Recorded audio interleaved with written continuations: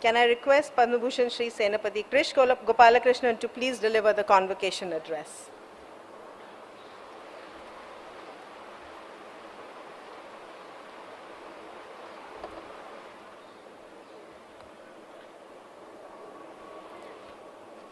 Sri Samir Somaya, Professor V.N.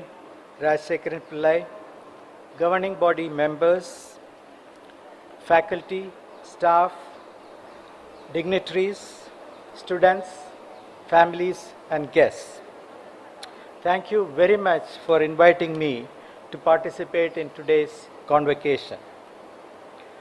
This is a momentous occasion for the graduates and their families, and for the university too, as this is the first convocation of the university. I congratulate each one of you for your hard work, especially during COVID times. And of course now it has been paid off and you are now ready to move to the next innings in your lives. Whether it's to take up a job, start a business, or continue your studies, I wish you all the very best in your future endeavors. As you transition to becoming an alumni of this university, please remember that you have a responsibility. You just took the oath to uphold the reputation of the university. And the university will also be keen to track your future accomplishments and successes. You are now forever an alumnus of this university, and there is an expectation that you will contribute back to the future growth of this university with time, money, advice, and support within your capacities. The students, the current students and the future students will look forward to your support for them. I congratulate the leadership, faculty and staff of this university, and I'm sure that you're all proud of the work that you have done in molding the graduates into confident young professionals. I compliment the vision of the founder, Padma Bhushan Sri Karamshi Jetabai Somaya ji, in laying the real foundation of this university by creating Somaya Vidya Vihar in 1959 and starting the first college. The Somaya Vidya Vihar has grown from then to now with sustained support from other leaders, and today consists of 34 institutions in different locations with about 40,000 students and 1,500 teachers. I compliment the current President of the Somaya Trust and Chancellor of the University, Sri Samir Somaya, for continuing the tradition of providing quality education. I am glad to note that the university caters to diverse fields of education, including management, engineering, humanities, sciences, design, library and information science, religion and culture and sports, music, performing arts, and so on. Truly diverse.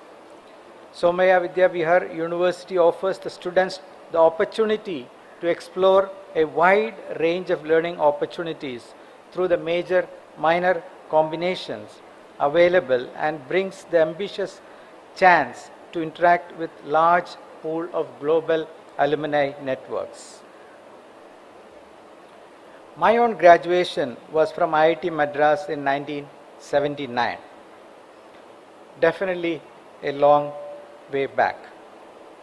I graduated with an M.Tech in computer science, and I would say at the right time. Now some of you may recollect that Apple Computers introduced the personal computer in 1978 and the IBM PC was introduced in 1981. This made the computer affordable within the reach of ordinary people, and it became a personal productivity tool for individuals, first at the office and later in their homes.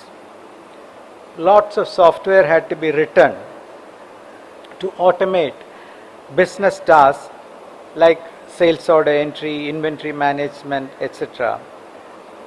And in other fields like banking, healthcare, and so on. Some of us saw this as an opportunity. The founders of Infosys set up Infosys as a software development services business to cater to this growing demand for custom software for these large corporations. We created a new model for software development, which we call the global delivery model for services. The first of the services being software development itself. Even though direct communication links between countries came up much later, we started writing software from India for our global clients.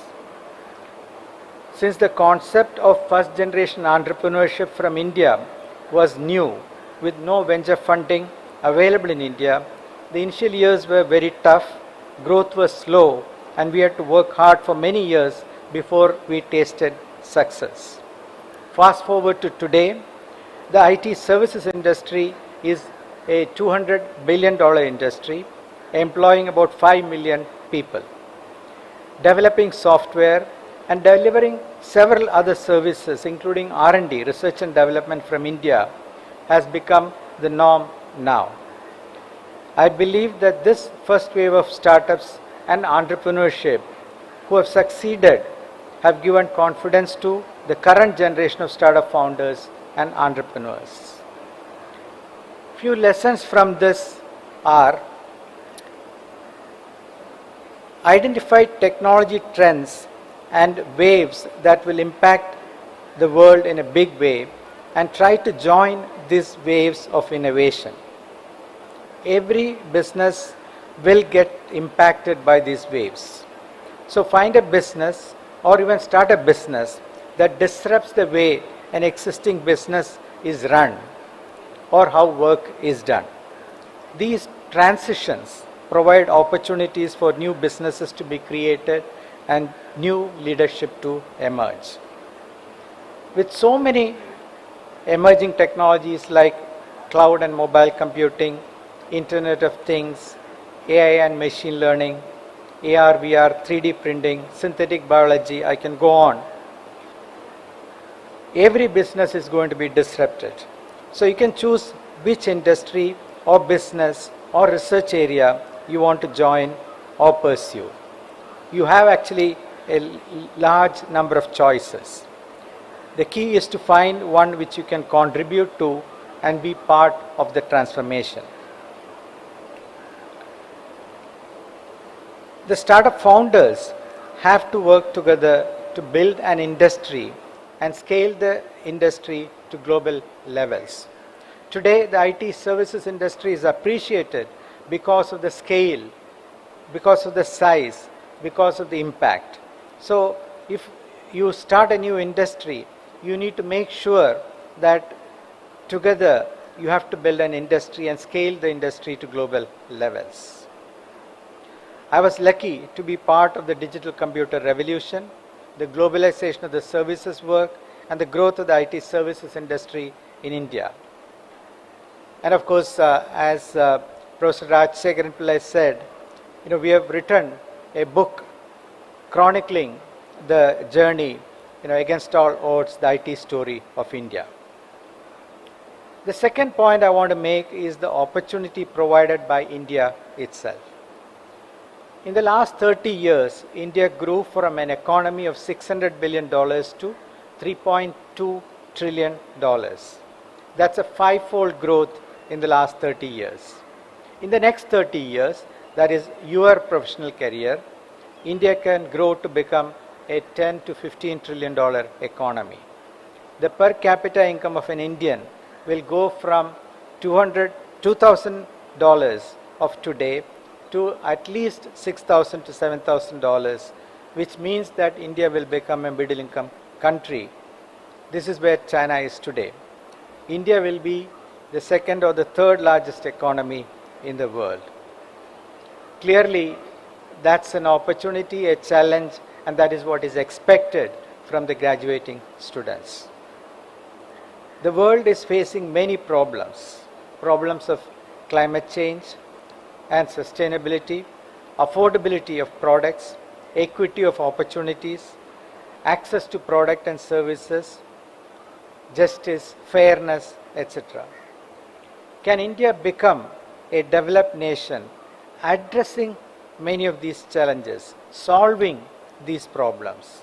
In fact, converting these challenges into opportunities for creating a better model for development, one that is equitable, sustainable, affordable, and accessible to all the 1.4 billion Indians and 7 billion people of the world.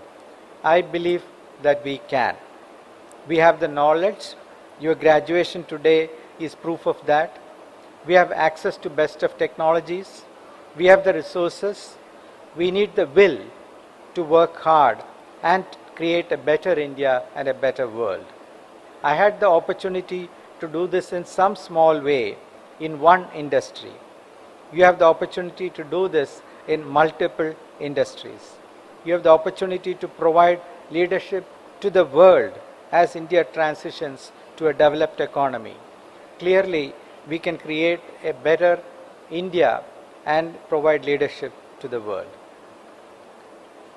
As India develops, India will be a young country with majority of the population below the age of 35 years, where most other countries will be older countries with most of the population above the age of 35.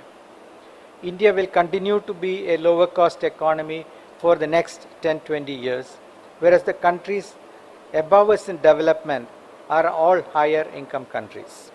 It will be cheaper to ideate, to design, to develop and manufacture products in India for many years to come. We will also be a large consuming economy with 20% of the world's population. The entire world is investing in India to tap into this Indian market, that India opportunity. The world believes in India.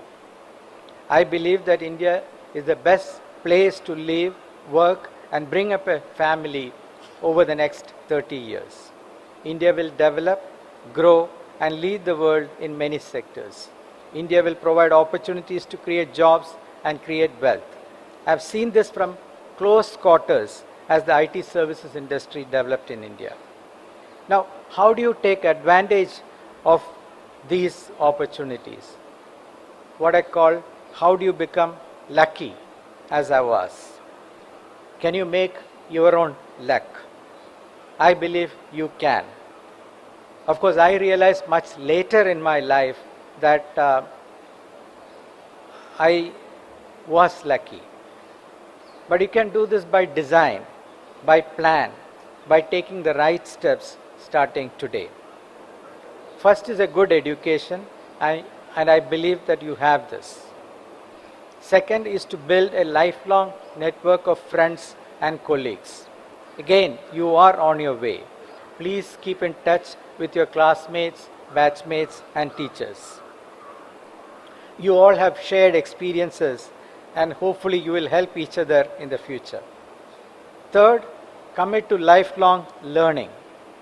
The technology, the tools that we use and the businesses that we're in are changing rapidly, and you need to learn continuously to stay relevant and productive.